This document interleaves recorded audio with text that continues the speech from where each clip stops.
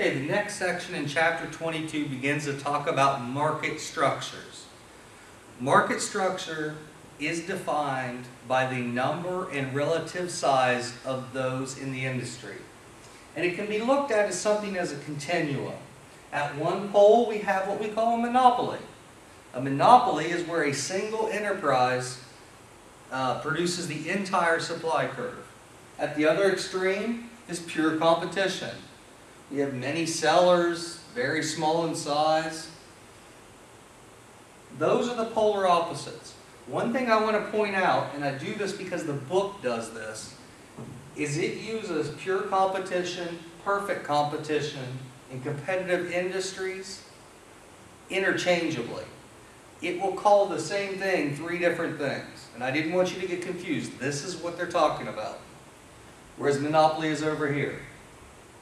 Very important part of this chapter is to start knowing these characteristics of pure competition, because that's where we're going to start. We're starting right here at this pole. So first of all, because we know they're at opposite ends, there's one seller in a monopoly.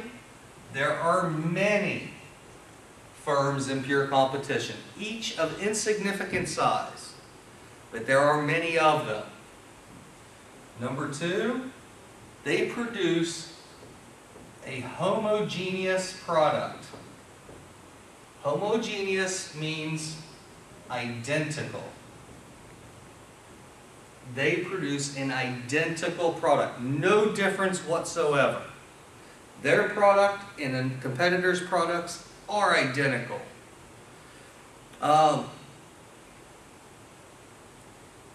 We'll talk more about that, but I want you to know for now, there can be no difference whatsoever, no preference of one over the other. What it is what it is. Typically, you see this in commodities markets.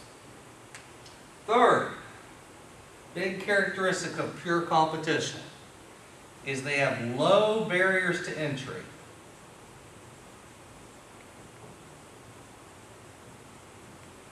Low barriers means it's easy to get in or out of the business.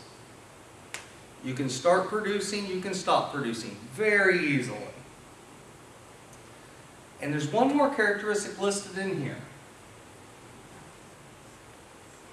And that's it. They lack market power. Purely competitive businesses have no market power.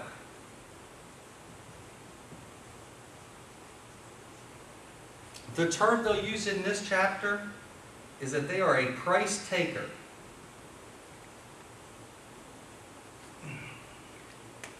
Now, where we get that from is monopoly controls supply.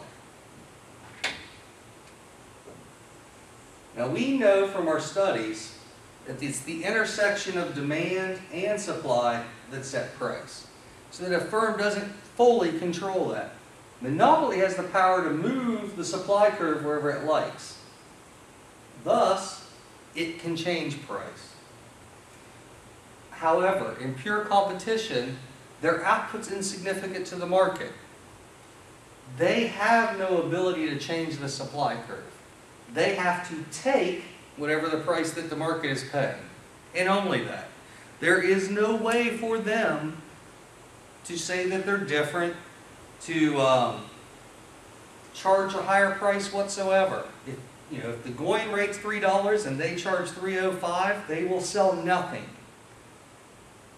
If they sell it for $3, they can sell everything they want to produce. And if they sell it for $2.99, they will still sell everything they want to produce, but they will have lost a penny on each. That's where this comes in. One of the things you need to start doing is getting this list of characteristics. We're going to keep building on that. And this is what you're looking for in your paper on pure competition. You're looking for someone that there's a lot of, selling exactly the same thing. It's easy to get in and out of, and they have no market power.